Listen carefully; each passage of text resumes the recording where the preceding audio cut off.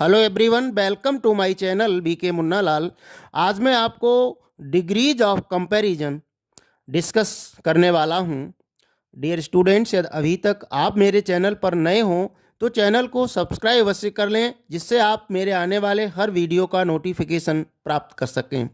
Degrees of comparison में 3 type के sentences का हम परिवर्तन करते हैं, आपस में डिग्रीज को कन्वर्ट करते हैं, उनका कन्वर्जन करते हैं, पॉजिटिव, कंपैरेटिव एंड सुपरलेटिव। ऐसे में हम type 1 sentences when two nouns are compared, जब केवल 2 नाउन्स के बीच तुलना हो, ऐसे सेंटेंसेस को आज हम डिस्कस करेंगे।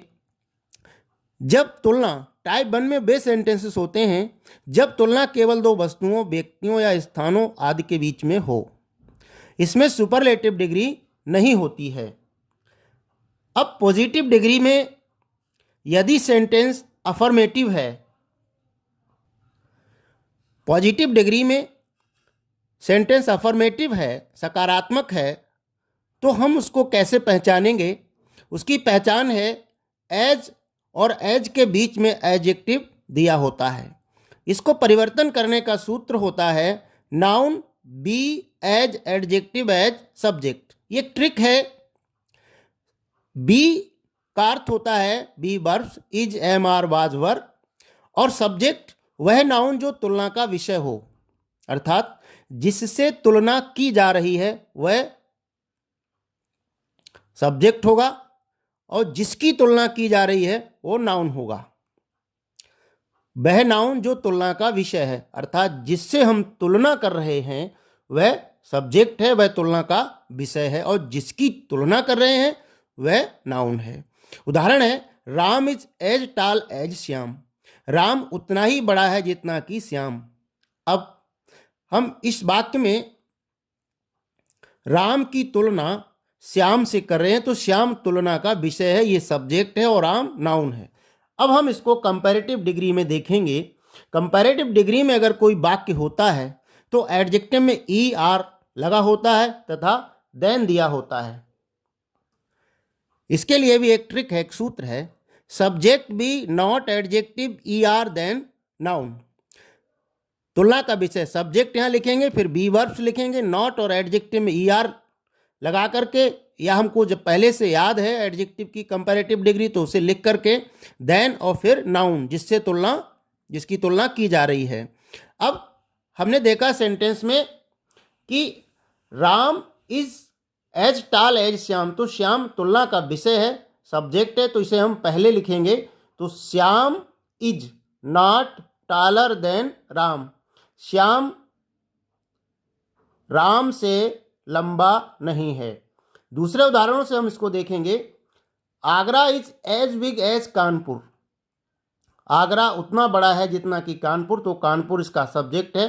कंपैरेटिव डिग्री, सीडी का मतलब comparative degree. Kanpur is not bigger than Agra. Next example देखते हैं। Gita is as beautiful as Kavita. Kavita is not more beautiful than Geeta. अब हमने इन उदाहरणों को देखा। Agra is as big as Kanpur, comparative में Kanpur is not bigger than Agra. Geeta is as beautiful as Kavita, तो Kavita is not more beautiful than Geeta. अब हमने इसमें यह देखा कि अगर पॉजिटिव डिग्री का वाक्य अफर्मेटिव है, सकारात्मक है, तो कंपैरेटिव डिग्री का वाक्य निगेटिव बनेगा। अब हम देखेंगे कि पॉजिटिव डिग्री का वाक्य निगेटिव होने पर उसको पहचानेंगे, तो उसमें सो और एज के बीच में एडजेक्टिव दिया होगा। अब पॉजिटिव डिग्री में बदलने का सूत्र, नाउन पहले, be verbs, not, so, adjective, as और सब्जेक्ट। नाउन क्या होता है, सब्जेक्ट क्या होता है, पहले आपको बता चुका हूं। जो तुलना का विषय है वो सब्जेक्ट है। Agra is not so big as Kolkata.